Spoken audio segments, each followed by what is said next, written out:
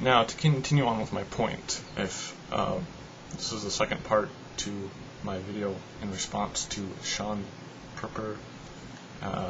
Again, his YouTube moniker has that shawnprpr. His name is Chris Sandoval, according to his channel.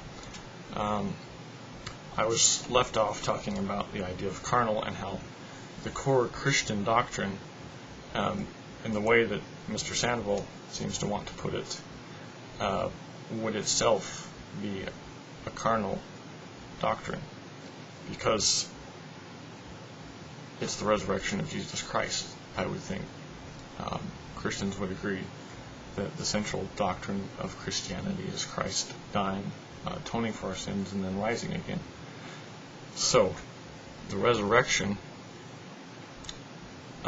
if we are to say that anything physical is carnal, then the literal birth of Christ, his life, and his death, and his resurrection would all be focused around flesh, around what you could term carnality. But, as I pointed out, carnality has to do with fallen man, fallen flesh, and that there was a nature that was before the fall, that was a perfect nature. And Christ constitutes a return to that. It's still physical. There's nothing in there to designate that it's not physical.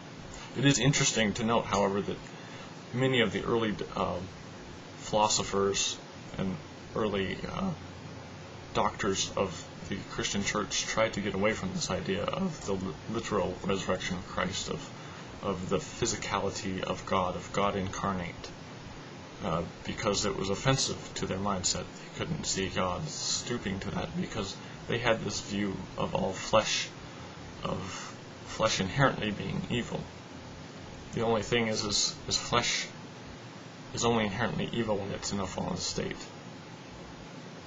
But Christ, so this idea of Christ kind of embodies a physicality that is sacred, that is not carnally minded, because it overcomes death, because it's eternal.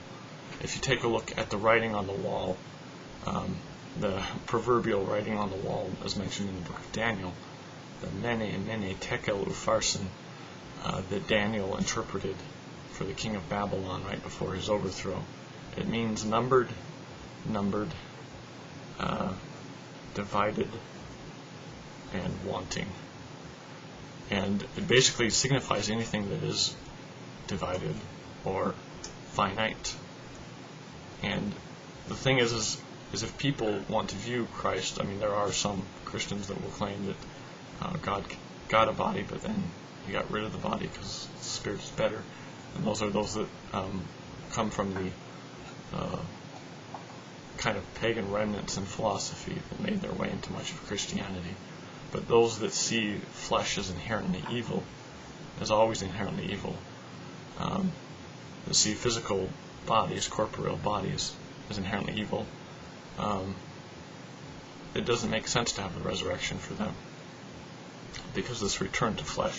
But I submit to you, and I assert, and I give my witness that flesh, that the original creation and the creation that we will be returned to through the atonement of Christ, through resurrection, that each one of us will participate in thanks to the grace of Jesus Christ, that this physicality is not carnal. And thus, I'll extend this into the idea of marriage and being eternal. If there is not, I mean, he says, again, going back to his quote, he says, to embrace polygamy is to embrace the idea that salvation is eternal sex and procreation. Well, what would be the use of being married if there was no procreation? Why would you need to be unified with someone? I'll continue this here next video.